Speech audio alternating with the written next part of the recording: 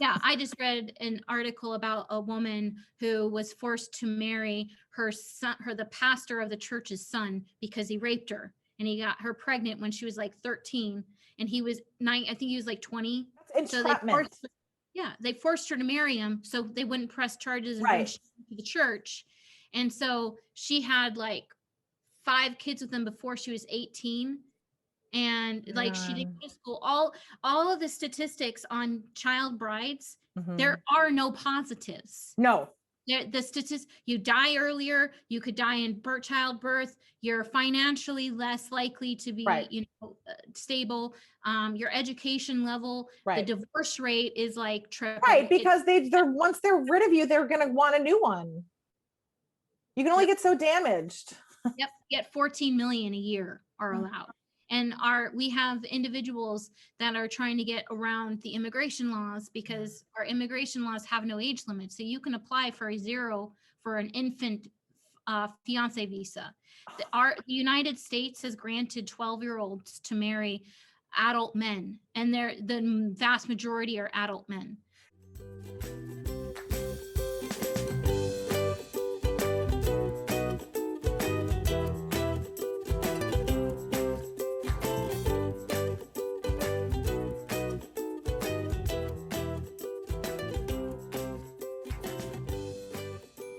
Hi, and welcome to another episode of Let's Be Frank with your host, Molly Sky Brown. Today, I am interviewing Athena. Athena is a survivor, and she is an educator and researcher on sexual trauma, and she's on today. We met through LinkedIn.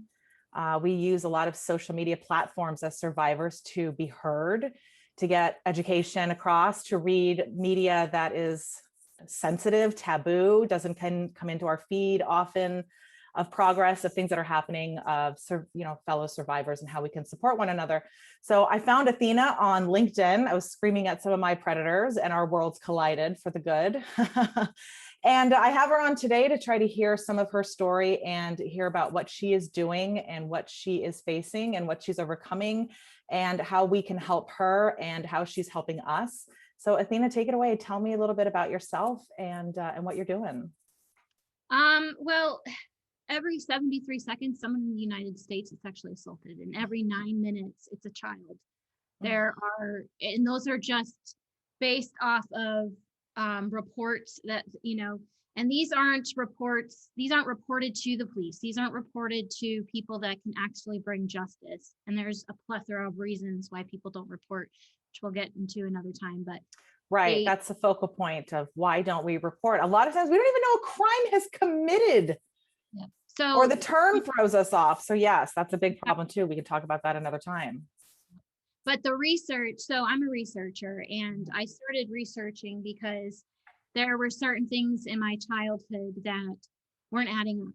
I was being lied to by everyone around me.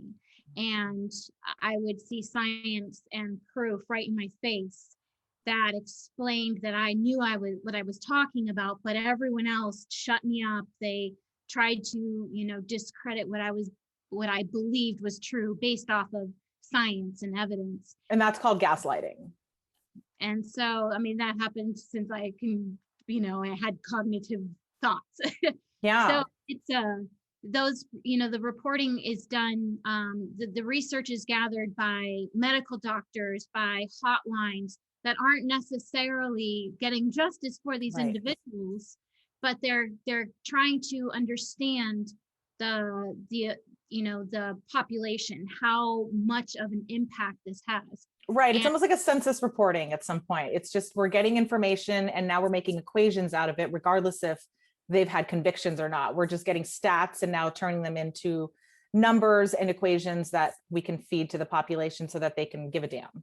Exactly. Yeah. So, a lot of these stats are very misused and often overrepresented. Like, for example, when they said like all these missing children, the truth is that each tick on that missing report could have been, those 10 missing reports could have been about one child. So we have to take that into consideration too. So what I've done, I have my own personal experience that I grew up in a cult. I was sexually abused by my family. I've lived this, and I take my personal experience, but I also understand the damage that your personal experience can do to you. So I combine that with my research, to analyze and see, is this something I'm doing? What is the problem? What is the root cause of this? Why this is happening to me? Right. It's like we psychoanalyze it so that we can understand it and prevent it from happening going forward, because it was awful. Yep. I don't know many people who enjoyed their experiences. I've not talked to anyone who did. We were forced to submit and forced to enjoy things we didn't. Yep. And now we're complaining, and now we've assessed, and our voices are open, our throat chakras are open and clear. The time is here. Time is up. Statutes of limitations. I mean, gosh, what do you think about those? Should we have them? I'm with statute of limitations, because finally, when I was ready to go report mine back then, the statute of limitations were up. So he continued to abuse. Same. And then I take people like you. I'm an advocate as well. So I hear thousands, hundreds and thousands of stories, and I read other stories, other people's stories. And the more you work with other survivors, it's, I don't know about you, but it becomes very apparent when you meet another survivor that has a similar experience to you. I used to be able to read them. It was like the island of misfit toys. I could just feel someone's brokenness. Yeah. And it's unfortunately, there are people out there that are ashamed of what they did for cheating or for any other reason. They don't want to get in trouble, and they do make up stories. Yeah. And those, based off, there's plenty of psychology to explain why we do this, but we remember the negatives over the positives. Right. You remember your boyfriend cheating on you more than you remember all the times the other boyfriends did something nice for you. So those negative experiences really stick out in our mind. And research has shown, especially with the police department, I don't know, it was it's a very, very large percentage. They believe people are falsely reporting these things. Right. But research actually shows that it's not the case. Exactly. Well, everything has to pan out. So if you make a false report, it's going to go nowhere. If the crime didn't commit, especially with technology and stuff this day and age, then it won't pan out. Yes and no. My background's in forensics as well. So I have a master's in forensics investigation. So I know the challenges of prosecuting a sexual crime. Right. Especially when it's familial, or if it's years later. There is no evidence. There can be, but we're the evidence. Hold up, exactly. That's all that's left. Law. So when you do have these false accusers that come forward, we are supposed to be able to trust that what they're saying is true, because the other thousands of other survivors that have come forward are demanding to be believed. Right. So those individuals set us back. You think you think you guys hate false accusers? The survivors hate false accusers the most. The worst, yes. Because they are ruining it for everyone. Yeah. It's a massive problem, not just here in the United States, but globally. Oh, it's global. I know. It's a global thing. And that's the thing is, how do we stop something when it's a huge moneymaker? And we're seeing that it's a huge moneymaker. It's a huge American moneymaker. It's a big foreign and global moneymaker. That's when we have to just keep talking the uncomfortable truth. And we make documentaries and really try to expose to the public a palatable way to digest the truth and to be an advocate, and don't just give all your power away and assume that the people in charge have our best interests or are doing anything about anything. The world can only get so bad before we have to be the hands of God and actually do something and, invoke our free will and make a choice. So people like us, we've seen the belly of the beast. I think that was our choices. And then we kind of just, Joan of Arc it at that point. Part of our mission. Why would I have ever agreed to something like this as an experience? Why would my God ever agree to experience something like this? And why is this happening on Earth? And what am I supposed to do with it? And the only reason I can even comprehend agreeing to anything like that on a soul level is to overcome it, is to get rid of it, make Earth habitable, livable for everyone, transcend this ancient, sick rape culture. that is really beneath us. And, there's everyone, it drives me crazy because I've heard very prominent and well-known organizations they're like, okay, you get rid of the traffickers, you get rid of sex trafficking. No, that's not true. You get rid of, you rescue the kids, but guess what? Those kids are already damaged for the rest of their life. They're programmed, they're activated. Yes, exactly. I mean, it's not too late to, get them help and help them recover and show them that there is a life after this, because there is. I mean, both of us are living proof of it. We're helping others, and I think we both find healing through helping. Yes, absolutely. Yeah, and that's driving me, is my passion is to find the good in this. Yes, exactly. So, but the huge elephant in the room is the root cause. Yeah. It's pretty sad when we have, pimps and prostitutes are murdered and killed and prosecuted and get longer sentences than the actual root of the problem, which is the highest up. Right. And we aren't going after that enough. I was just reading an article today from a survivor. She posted, it was about, she had talked to a bunch of police officers and they were just sick and tired of it because they, one of them got a ticket and got kicked off of the trafficking department because he got a ticket for going over a stops, at the stoplight, the white line. He was a little bit over, and so he got a ticket and they kicked him off of that. Lost his clearance and stuff. A lot of the same, and they said that some of the same punishments you get for speeding tickets are what the Johns get when they get busted for a sting operation, which is absolutely ridiculous. Well, then there's no preconceived massive punishment that prevents a criminal from doing anything. I mean, first of all, something I keep saying also is criminals are counting out a clock we don't even know exists. So they're aware of statutes of limitations that they need to control or manipulate, whether we're aware of it or not, a certain amount of time that we have to come forward, which we will or won't. And if we get out of that window, they're scot-free. So, and they're getting little slap on the wrists, like the swimmer that raped that girl in college, and he got a slap on the wrist and they were so worried about him ruining his life. At some point, we have to hold people accountable for the decisions that they are making. I've been abducted 3 times. I've been raped several times. At what point do I get a say? And this has just disrupted my life, and mine matters. I had an education going. I had dreams and ambitions, and they kept getting stunted and stopped when I was pursuing my goals by gatekeepers that are sick individuals who are still in power and who are still doing their thing. And I can't even talk about them because their attorneys threaten me with lawsuits, legal intimidations, that I would have to then pay them for the rapes they did to me. And I'm like, oh, I'll make a video of me blowing my head off before I apologize to my rapist. No, it's our justice system is just, it isn't a justice system. It seems to perpetuate a rape culture.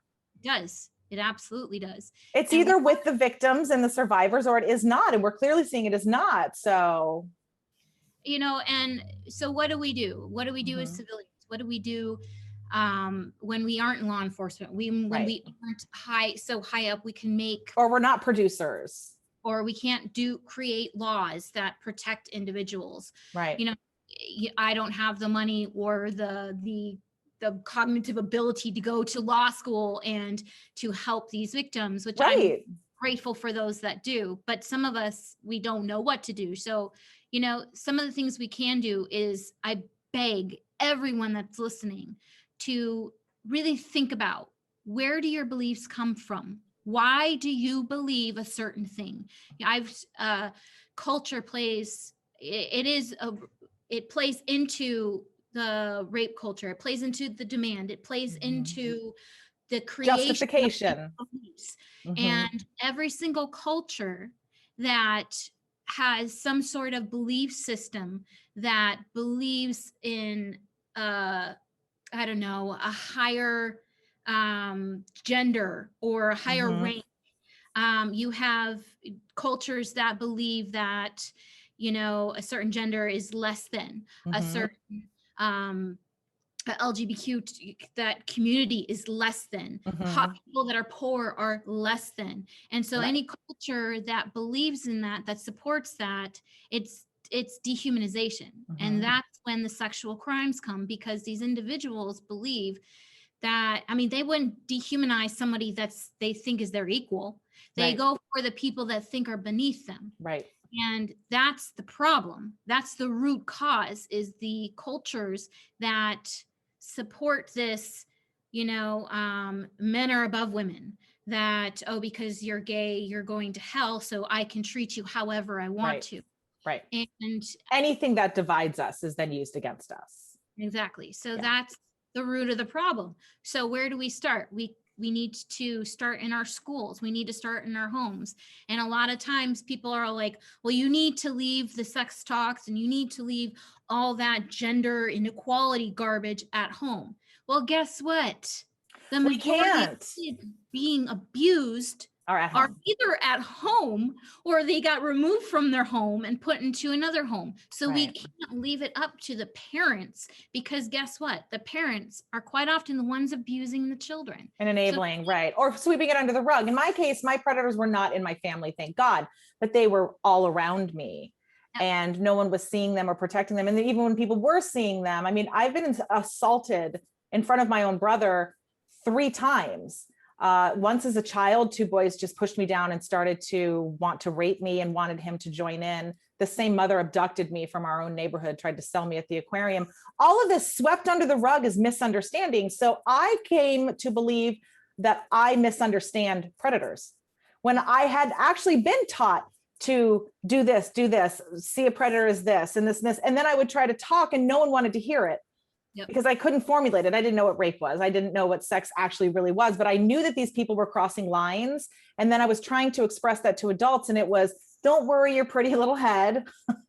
And what you're thinking is happening is not really happening. And, it makes your brain break into a bunch of little pieces. So I went into really hiding out in the element of singing and acting, where I see you went into more military, which is so interesting as to survivors, what we do to cope with our situations. We want to feel powerful, or we want to feel safe in our world or our environment or our situation, our reality, our mental state. So mine was theater. I felt safe in theater. Hollywood scared the shit out of me. Musical theater felt safe. And that was my outlet, of singing and acting and performing. And I felt safe there and I could disassociate into that place. And then it looks like you went into the military route of really being strong, being able to defend yourself and protect others, and then educate and learn. And now we're at this new place where we're coaching people how to disrupt the system, how to expose it, how to heal, what to do about it. And then one of the things I wanted to mention also, you were talking about how trauma stays with us, becomes our primary remembrances of our lifetimes, are all of these traumatic events. And I feel like the body does that purposely, and that it also kind of coincides with what we're seeing reported as dementia or Alzheimer's. If we don't reconcile our traumas, they're going to be the dominant priorities to us at some point. And our hard drive only can hold so much goddamn information that we're constantly bombarded with, but not reconciling or being addressed any traumas. So at some point, we're going to just delete anything that's not those traumas, because we have to reconcile them. A lot of these older people, their brains are turning to mush because they have complete gaslighted childhoods of their own traumas that have never been addressed, never been believed. And now we have this suffering generation of people that I call them the silent generation, because they literally have been silent. It's, and that you're right. It's been an interesting, especially serving in the military. It's there, when I was in, it was slowly starting to become more acceptable to get mental health. Right. Before then, you have the Vietnam era, you have all of that before, and it was, you don't get help. The silence and saving face and maintaining that cold, demeanor, it was viewed as what everyone wanted. That was what we called strength. Yeah. And now we have this new generation that I call it the victim generation. And I've been struggling with this because, these individuals, they're victims, and they remain victims. And because guess what? It's too painful to take responsibility for your own actions. Mhm. Yes, you were a victim, but now, you didn't choose to become a victim, Right. but you're staying a victim is a choice. Absolutely. But some of us didn't even get to be victims. So sometimes I have been feeling like, for myself, I was never allowed to be a victim. I'm handicapped also. I wasn't allowed to show people. It was be stronger than what hurt you. And I'm like, at some point, I just have to be a victim for a minute. So sometimes I am all about be a victim for a whole day. Spend the day allowing yourself to be a victim, but don't stay there. You have to feel it. And that's Don't why, stay there. I always kind of describe it as it's a wound. Yeah. And if you don't clean it out and deal with it, it's going to fester. It will never heal. And then it will just go gangrene and eat your entire body alive until there's nothing left. Correct. And, I do a lot of talks with the military. I would go and talk with corporals courses and different individuals that were training leaders. And I would talk to them about just trauma and mental health and stuff, and about emotion. I'm like, you know what? People think emotion is a weakness. It's actually a strength. Yeah. People say that, women are emotional and they don't have strength and all this. We feel all of these emotions. It's an amazing thing. It's like a spectrum of emotions, like Wi-Fi that people don't know exists. It's a superpower to be able to tune in and feel someone's energy. And every rapist, every pedophile that I've met, every sexual predator, I could feel a shooting disgust of energy literally rip through me, which is an emotion, which is a vibration, which is a frequency, which is an oversensitivity. People used to tell me I was overly sensitive all my life. And it was like, but it's like a fine-tuned radio. And you're like, you're a terrible radio because you get way too many stations. It's like, or is it a blessing because I can hear and see and process so much more with your emotions? And then on top of it too, something that I teach my clients is understanding a vibration. A vibration is neutral. So if you are feeling a vibration of, for example, like an intense vibration of anxiety, one is the lower vibration of anxiety is anxiety, and the positive to that same vibration, same feeling is excitement. So we have to make a choice in any vibration that's sent to us, even the vibration of you're triggered from your traumas.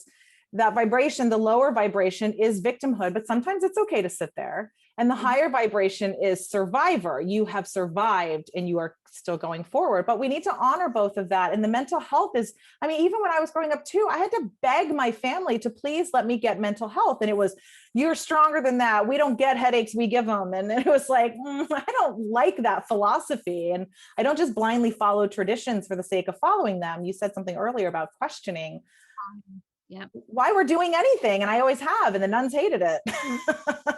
It is, you have some people that I've asked them, so why do you think women shouldn't be in the military? Why do you think this? And it's just, that's because I was raised. And it's like, that's the cool story, dude. Right. Like, it makes no sense. That whole ignorance behind emotion is a weakness. Well, guess what? I just read an article about a woman that ran through her house, saved all six of her children, pretty much almost burned alive. You call that weak? You call love weak? Right. Some of the most heroic survivor stories you've ever heard of, people that have, made it through horrific times, it was because they had love they were trying to get to, or trying to save someone. Exactly. And you think somebody that wants to go kill somebody is going to survive a month in the desert alone just because they're being fueled by anger? I doubt that. But then again, anger is an emotion. So if you let that drive you, you can actually use it for good. That's another thing too I want to talk about is, there's so much of this spiritual bypassing of everything has to be love and light and everything has to be super duper. I get a lot of shit done on spite. I get a lot of shit done spiting my enemy and wanting to glorify my work and what God's intention is for this planet over what they're doing. So spite works really well for me. Anger and rage, I get a lot done. Necessarily say it's out of spite. I think it's out of wanting. It's a passion. It's a passion. Form of revenge. Yes. That's the best, because the more negative energy you put out, you're just going to attract it back. Exactly. And that's why I always try and tell people, be careful How you use it. with what you say, with how you share your vulnerability, because that's going to put a target on your back. And that's who predators go after. They go after the vulnerable. Yeah. So what I usually try to tell them is, look, yes, you need to be honest and share your stories and get it out there, but wait until you stick to the facts. Well, wait until you're at a place of healing. Yeah. Because if you're angry, if you're emotional and you put that out, you're going to attract that right back. Yeah. You're going to attract the vulnerable. You're going to attract the weak people that just want to remain victims, and they cling to you. And then you that's a good point. Have this circle of victimhood. And that's what a lot of these social media groups have turned into. Yeah. They aren't survivor groups, they're victim groups. Yeah. And they're just really stagnant. They're not getting anywhere. I've noticed they never really graduate to any level. Like years go by and they're all still in the same place. Yeah. And they claim it's, avoid triggers. That's the other huge misconception. You cannot avoid triggers. It's like the monster under your bed. It's under your bed. Oh, you froze for a second.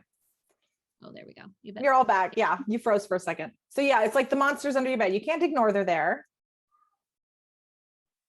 Oh, you froze up again. Gosh darn it, technology. Well, it's Mercury retrograde, folks. Let's see if we get Athena back on. Come on, internet. Oh, there we go. Okay. I think you're back. I'm on with my Wi-Fi right now. No problem. You're back. Yay. I think they're doing construction downtown. And it's geez. So I always say that, look, it's the monster in your bed. Your trauma is the monster in your bed. Mm-hmm. And if you don't go and deal with that trauma, it's going to control your entire life.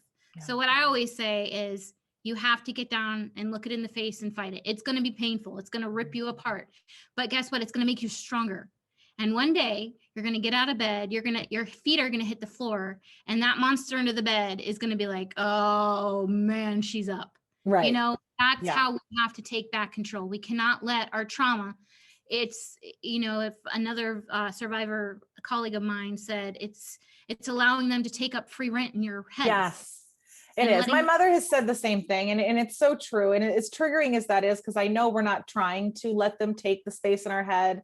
We can feel really helpless if we tried a bunch of modalities that we don't feel healed. And then I feel like I'm failing society because I'm not healed. Healing looks different for everyone. And, it might be a lifetime thing that we're dealing with. There's not enough studies to prove anyone truly heals from anything. So it looks different to everyone. Maybe it's blogging, maybe it's journaling. I mean, some months it was just me journaling. I am safe. I am safe to talk. I'm safe to process this. I'm safe to address it. Or some days it was just, I can't do any of this, and that's okay. Today it's not that focal point and we're putting it away for another day. Healing is going to be a different journey for different people, especially if there's different elements involved. If there's cult abuse or religious abuse, which there was in my case as well. I went to hardcore Catholic school, married Jesus in second grade, and ate his body and drank his blood. It was the weirdest wedding ever. And I'm grateful for it, but I'm also had a lot of questions in second grade as to, wait, what are we doing? Wait, what am I doing? What are we? Now I'm, I can feel Jesus all around me. So it worked. There's a lot to unpackage per person. There is. And that's why unfortunately, it's just how our world works. And I've been told, oh, well, you need to, if you're a public speaker, you need to have like 10 points to recover. And I'm like, no. I wish it was that. I know, but you know what? That's why the individuals out there that are very successful, that's what they have. I know. And do these 10 steps and you will be healed. And guess what? That works for temporary. The norm. Right. That works for a lot of people that have the same background as individuals. Sure. But guess what? My background is completely different than you. Telling me that I need to go forgive and front and get to know my abusers and whatever the case may be. It's just like, you know what? I did all your 10 steps and it didn't work for me. And then you blame yourself. Yeah. And the actual truth is, it's not, don't blame yourself. Yeah. That truth those 10 steps might work for somebody else. Right. for everyone. Right. It's like going to a doctor and saying, hey, being given the flu shot when it's not the flu. And you're like, well, you listen to my symptoms. Exactly. And that's the things I feel like we've not been heard. It's been this get to know your abuser, see them with the most utmost empathy and compassion. It's like, that's literally what I did to get abused. Because I made every excuse in the book for their behaviors, that they were a father, that they're adults, that they have families, that I'm in the wrong. So I forgave them before I ever forgave myself, because even when I identified that they had crossed certain lines, I felt sad for them. I didn't feel mad for it. I pitied them that they were ruining their life by crossing bounds that I thought were going to go somewhere, and then no one would listen to me, and it never went anywhere, which made my main break into a million pieces, that no one was listening. We're supposed to look for this one white elephant. And here I'm like, here's the elephant. And everyone's like, oh, there's no elephant. What are you talking about? It's like, what? We either need to get on the same page that we're looking for the same white elephant. Yeah. And then they groom you to save face or to turn the other cheek. Yes. And that is not. And they use that to continue the abuse. They say, oh, you should forgive them. And then we're the bad guys for not forgiving and for not turning the other cheek, and which is such a mind F. Yep. As a survivor. As you take it into your adult years, that turns into, somebody taking advantage of you at work and you letting them get away with it. So you don't get everything. That turns into the relationship that starts out all sweet and very nice and kind, and it's a slap here or a very dismissive or a word there, and then you save face and you take it and you turn the other cheek and you excuses for them, and then it snowballs from there, and then you get so far into it, you're ashamed of yourself for allowing all this to happen, and admitting what had happened would be too painful. So you just continue to let the abuse. Because you're still going to be blamed by the people that are around you that you've ever turned to try to get help. It's always been, in my case, it was, Molly, what are you doing to attract these people? Yep. Not, let me protect you from these people you've identified. Good job. Yep. It was, what are you doing to attract? It's like a bank saying, what are you doing to attract bank robbers? Yep. Simply existing. Yep. And they tell you and they train you from the, especially with religious cultures and families, they train you to be submissive. They train you to be quiet. Right. They train you not to question authority. Right. And they do not train you to stick up for yourself. They do not train you to see the warning signs of abuse. They hated when I not only stuck up for myself, but others. So as someone who was handicapped, I had to learn to scream and cry to get people to just back off of me because I dislocate or I'm in pain or I limp or whatever. And I would go tattletale on people that were either bullying me, being too rough around me. There was a kid in kindergarten who used to always want to kiss me. And so he'd push me over. And I remember telling teachers about this, and I was told I was a tattletale, and that I literally had to go apologize to the people that I was hurting their feelings. Yep. And then you have the family is blood, family is everything. Family, you have to be loyal to family. Ugh. And but how are they not loyal to you? Because my mother says the same stuff. So my mother will say stuff like, Molly, you signed up for so many experiences on earth. And then she'll totally understand why I have my shit. And then she doesn't understand why she has her shit. And then she'll tell me, the reason I came here was to do certain things, and that we pick our families. Like, she uber spiritual. So she would spiritually bypass all of my shit at the highest level. None of it matters. And which was really infuriating to me, because it does matter. And I am suffering. And so she would tell me, to rise above it.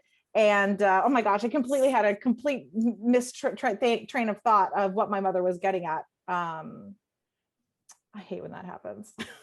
And I've noticed another thing with religion is that I don't know if you've ever seen the movie On the Basis of Sex. It's the Ruth Bader. No, a lot of people, I don't agree with all her legislation and political things and everything. Sure. But what she did for women was absolutely incredible. Agreed. And, there's one of the big cases that she fought in Supreme Court had to do with gender laws. And they were these laws that were based off of archaic beliefs and laws that were, centuries and decades, a long time ago, that they don't pertain to this society. Right, And right. our population has grown, our workforce has grown. We have learned so many things about science and technology, and to ignore those Yeah. is hypocritical, and it's wrong. And that's where I find a lot of religions stick to these practices that were being Principles, practiced right, like that are thousands so of archaic. years They're ago. so And it's like, outdated. Right. This wasn't a time where people were slaves still, like yes, legitimately men owned children and women and slaves. but we're And sticking this to was a them. man's version of be good to your slave and you go to heaven. And God's like, not really what I'm getting at, but you're the leader at the time. So it's up to you what you write down.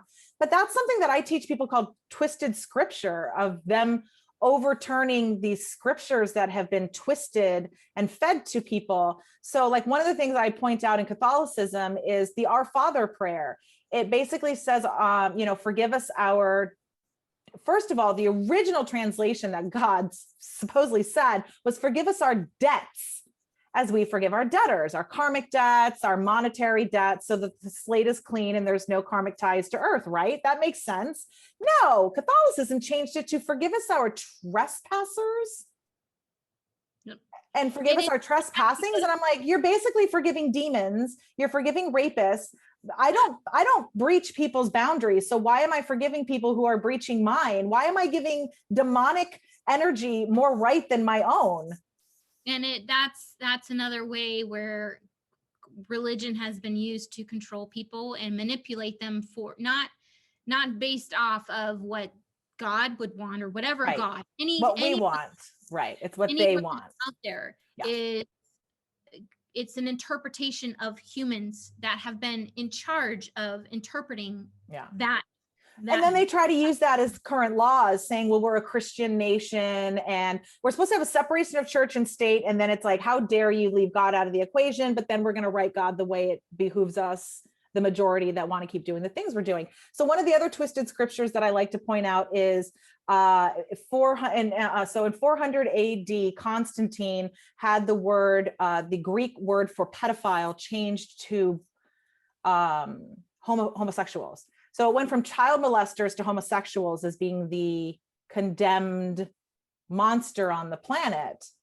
Well, Catholic Church is a long history with that too. And right. they've actually, Erasmus was a big free thinker, and he was a devout Catholic. Right. And it's been, there's a very big misunderstanding of pedophilia, and it's been labeled incorrectly a lot. Well, they've been doing some research. I read an article recently because I loved it, because I've known that for many, many years. And I knew that word was changed. And I mean, it always made sense to me finding pedophiles. And I'm like, yeah, I don't think God has a problem with the gays.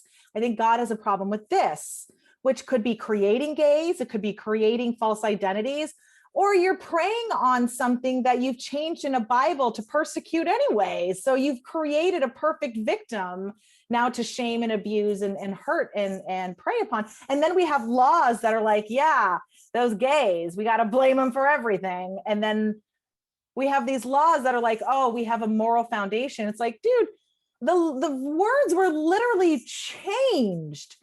Yep. We have to look back. And that's the thing too, is I feel like we have such an egoic presence. No one wants to admit anyone fucked up anywhere. Yep. And we could literally start again today if we could just collectively agree we got duped a bit.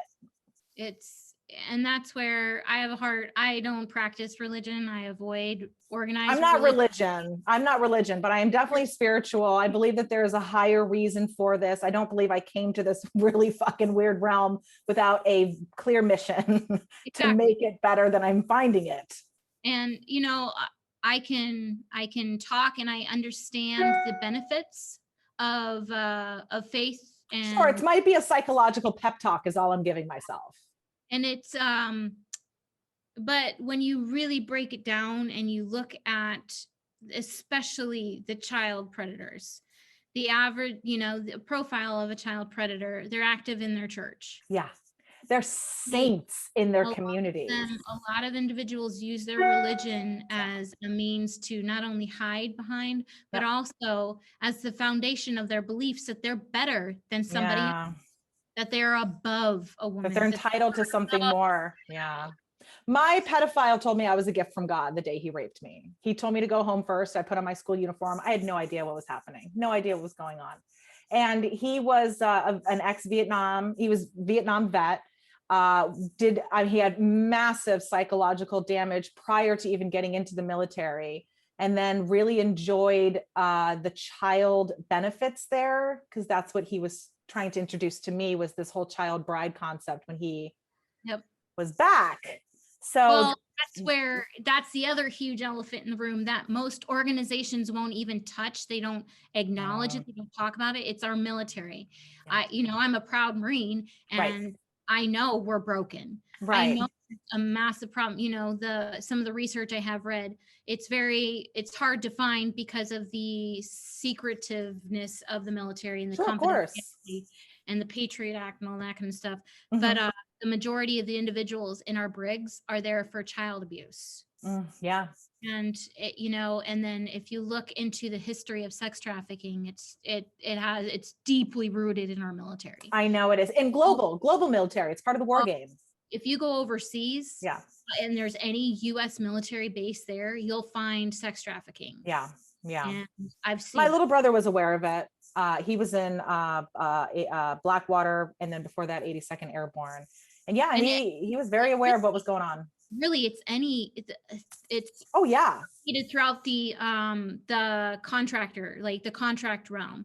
If you've ever watched the Whistleblower, it was the true story of I can't remember, both Catherine Bolkovec or something, I can't pronounce her name correctly.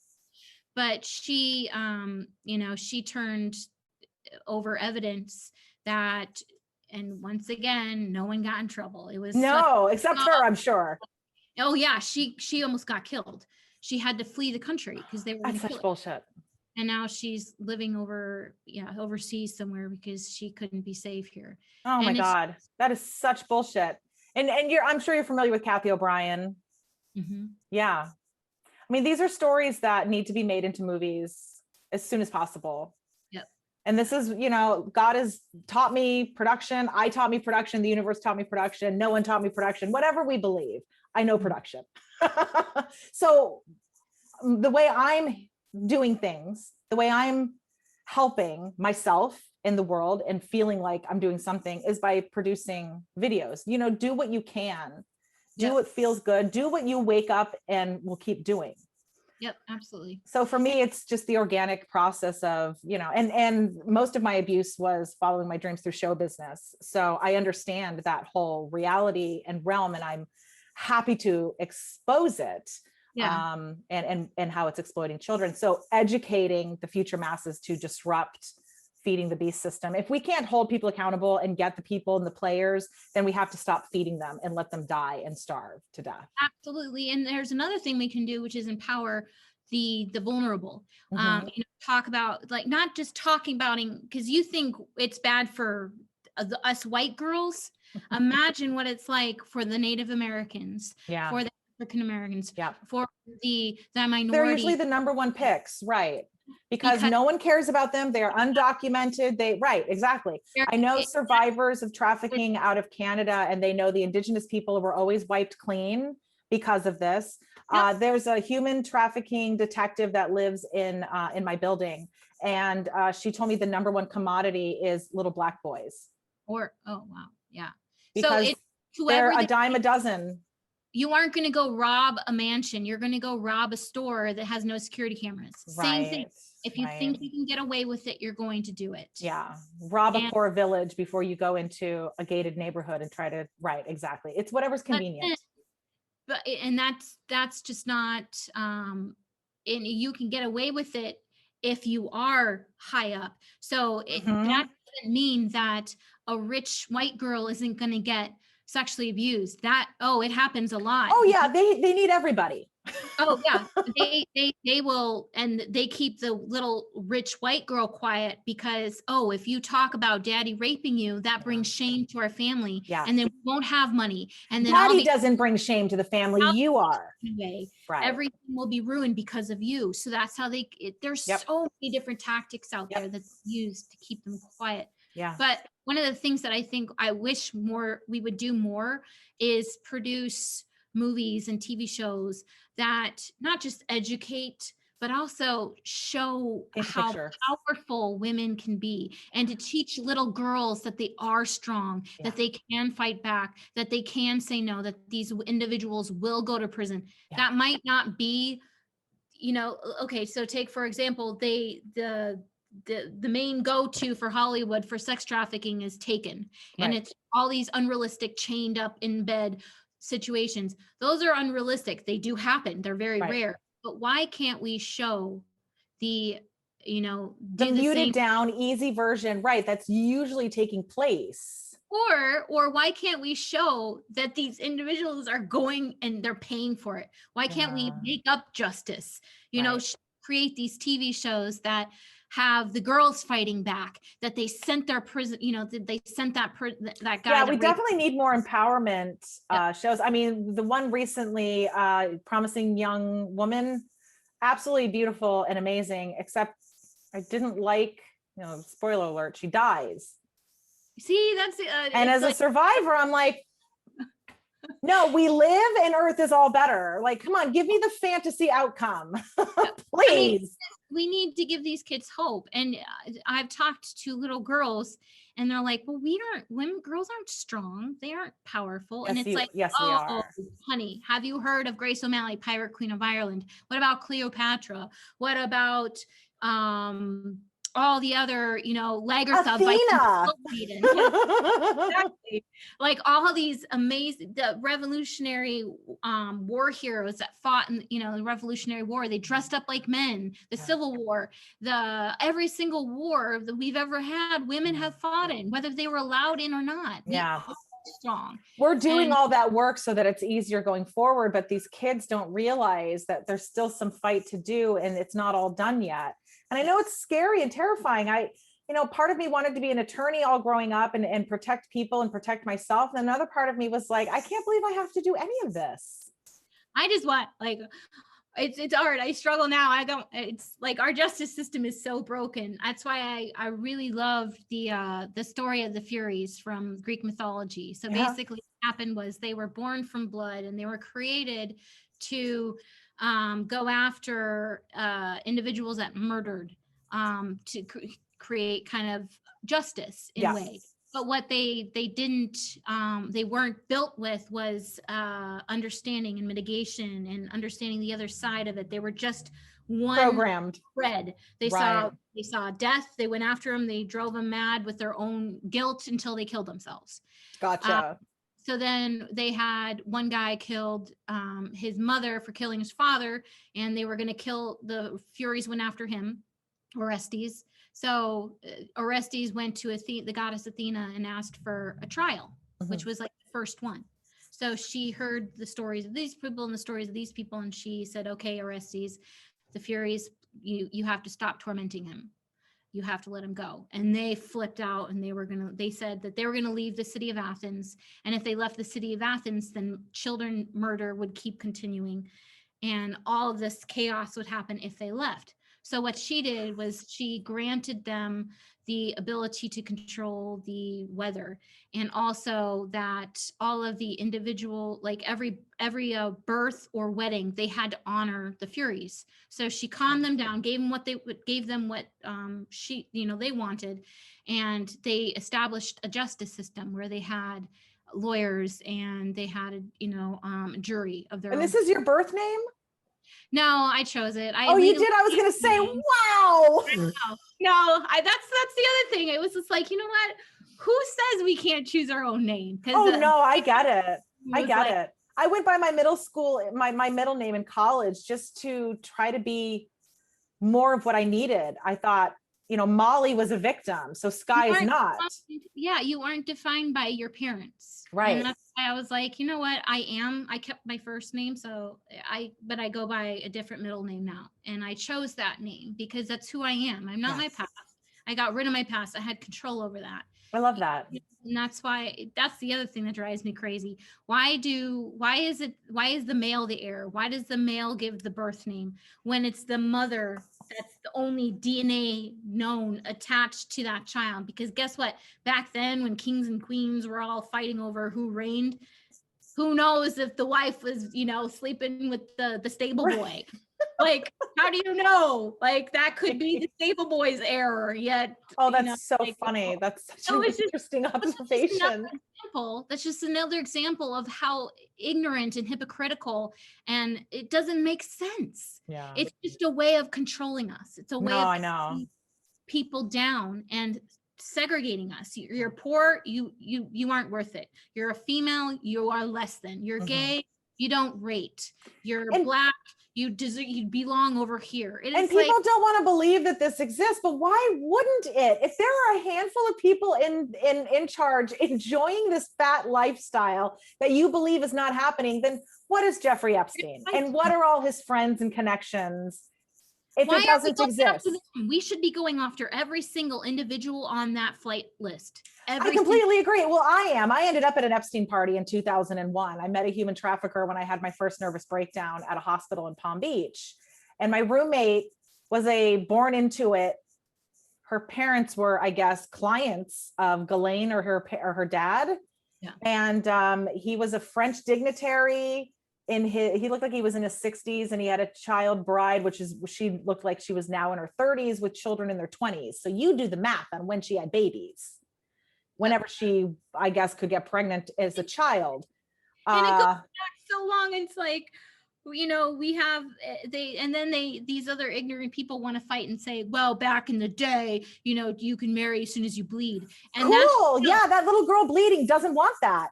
But guess what? The other thing, biology proves that's wrong. You know what the lead cause of death for 14, I think it's like 14 to 16 pregnancy, birth. Is maternal death. Right. Their body is not ready for that yet. We're the advanced species. We're supposed to be allowed a gestation period without someone raping us and impregnating us. My husband has become very, very clear now, because I talk so much about rape culture. And when we were married, I was frigid for 13 years of our marriage. We've been together 17 years now. And I had to really, really overcome that so that we could have intimacy. But I was telling him, as a survivor and as a woman who does not like rape and is very scared of intense sexual energy like that, look around, everything is raped. There is no lovemaking on this planet other than humans, and we don't always. So he was able to finally kind of really see that in the reality and have some compassion and empathy for someone who's very terrified of aggressive sexual energy, living on a planet that everything is populated by rape. Yep. And then you have 14 million children a year are married. The U.S. still does not have any federal laws. They don't. There's a bunch of loopholes. I think Massachusetts, one of the biggest states that still allows child marriage laws. So that means a pedophile can knock up your kid and then be like, I'm going to take good care of her. And they're like, yeah, good. There's only 4 states in the U.S. Only 4 that you cannot get married unless you're 18 and older without exemptions. Good. Every state you can get married at 12. It depends. Oh, is it 12 now? I thought it was 14. Yeah. Oh my God. States. There are states that you can get married at 12 with parental permission. There are states where it's 14, 15, 16. Have you met 12-year-olds? Have you, let's talk to the audience right now. Imagine 12-year-olds. Do you know any 12-year-olds? My son's 15 and I knew him at 12 also. And these are things I cannot fathom. And I've been to other cultures. I've been to other countries where this is normal. Where India is horrific. I know. The Middle Eastern, Philippines. And it's normal. I know. But even there, it's normal. It's considered, something that is just what happens. Yeah. That's the norm. I But know. have you ever gone and talked to these girls? I have been all over the world. I've talked to girls in Iraq that burned their faces with acid to make themselves unattractive, so Right. their parents wouldn't force them to marry the 75-year-old man when they're in love with their high school boyfriend. I have talked to girls in Thailand, in Indonesia, in India. I've talked to them all over, and they are desperate. They're threatening their parents that they're going to kill themselves. And yeah, a lot of these girls have killed themselves because it's legal rape, and it happens here in the United States. Our immigration laws have no age limit for. Well, I mean, I think, what was it, 1992, they finally banned marital rape. So you could marry a child and then the law allows you to rape it to death. Oh, you might get in trouble for the death part.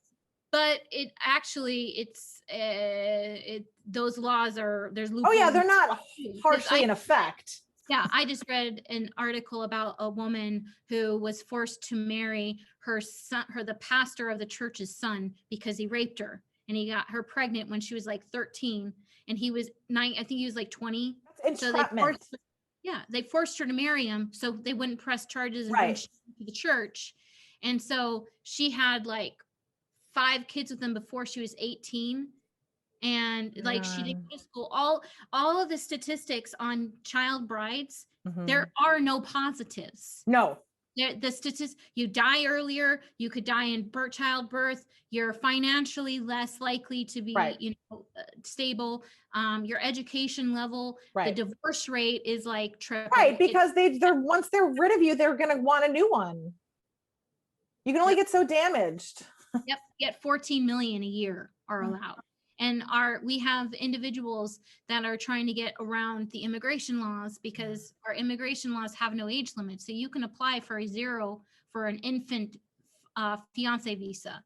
The United States has granted 12-year-olds to marry adult men, and the vast majority are adult men. So we need to do a documentary on this, and I think they have a couple, but we need more until it stops. People need to be so outraged that they finally do something instead of just at the victim's expense. And guess what? They have brought up legislation.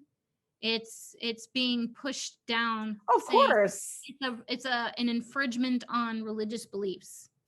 Well, yes, exactly. Religiously, because God wants us to rape everyone, but also says we're equal. That's weird. But I wonder if I, shove my hand up my rapist's ass, if he'll tell me, did you like it? Well, who cares? Oh, I know. I liked it. I started this. I have a lot of anger in me. So I started dealing with it in a healthy manner. I educate people the truth and I tell them the truth in a professional manner without getting emotional. Yeah, that's not this. That doesn't do any good. I educate them because if you're emotional, that's all they're going to see. They're going to think you're a crazy woman. So if you approach it in a manner of very research-based and logical, saying, here's the statistics, here's the facts. If that individual can't read statistics and facts and listen to them, there is no point in talking to them. But what I've been dealing with my anger, I've created a comic book, and I also I'm writing a novel. It started out a comic book, but it was so expensive to to print and I don't draw. Yeah. So what you'd have to hire a cartoonist, right? Yeah, and it's just too expensive. So I turned it into kind of like a book. I don't know if you've ever read The Girl with the Dragon Tattoo. Oh yes. Similar to that. I haven't read it, but I'm aware of it. Yeah. Amazing. You should absolutely read it. Well, I've seen the movie, but I don't think it did it justice, I heard. So I'll have to go read it. Yeah. So it's a story about they select a group of basically the best out of the best of the veterans, of female vets, and they create this kind of like a task force, a special ops unit where they enhance their abilities through using like different not futuristic, they kind of are futuristic, but they're based off of real research that hasn't been fully developed yet, like nanotechnology. Gotcha. Using spider web and goat DNA to create Kevlar, which is actually true. Interesting. Yeah. So and they develop these skills, and then they go and hunt child traffickers and predators. Amazing. And it's bloody, it's brutal. It's pretty cathartic. Yeah, but at the same time, it's like she has these, they trafficked her and they gave her these claws because they thought it'd be really cool, and they had her do fight nights. And instead of hurting the individual that they wanted to hurt her, she actually slit her predators Oh, nice. claws. And it was just like so gratifying. like that's how I deal with my anger. Like I make it. No, I hear ya. Yeah. And no, I hear ya. That, it's not telling people to go, be vigilantes and stuff. But at the same time, it's like, we need stiffer punishments. That's the thing. We need harsher punishments so that there is a reason to not do it. Exactly. I have a hard time when, I don't want to hurt anyone. I don't either. But at the same time, it's not being done. And when when our government can go send assassins to do, take out somebody that's affecting them. I know. And then they don't. Yeah. Okay. Are they the justice system? Who puts them in charge? We go to war and we kill hundreds and thousands of people. I know. Because we're told that that's good. I know. But yet you go kill a child rapist.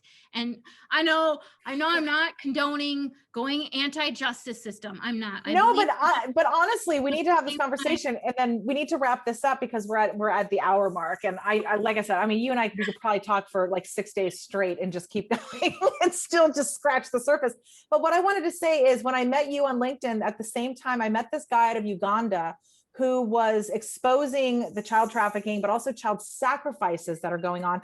And it's the same kind of thing. The government does nothing about it. They know where these people are. They were showing in the documentary, they can just walk right up to this guy who is sacrificing children for business people who want to bury the child on their land, sometimes alive, because it gives them prosperity for some organ trafficking, same reason. And then the government does nothing about it. They know where these people are. They tried paying off the family, saying, because the kid didn't die, apparently they cut off half of his head and he lived, and they were able to put his head back together, and the kid's pissed. He's like 9 years old, 10 years old now, and he deserves justice. And get these people, like, why are we allowing, and this is what I'm trying to expose too. I have other survivors that they're coming after their district attorneys. Their district attorneys have been in office for 43 years. What are you doing? Yep. If I have to make a petition to end statutes of limitations, what the hell are you doing in office? Yep. So it's us having to do the things now. And I don't even know if I'm making my petition properly. I have no idea. I'll find out the next step. The loopholes, they make it impossible for victims to receive justice, and they make it possible for criminals to get away with murder. Yeah. It's welcome to Earth. Athena, it was such a pleasure talking to you. Thank you so much for coming on to my show. Thank you for joining us for another episode of Let's Be Frank with your host, Molly Sky Brown. I will definitely have Athena on again, and we'll talk about more topics.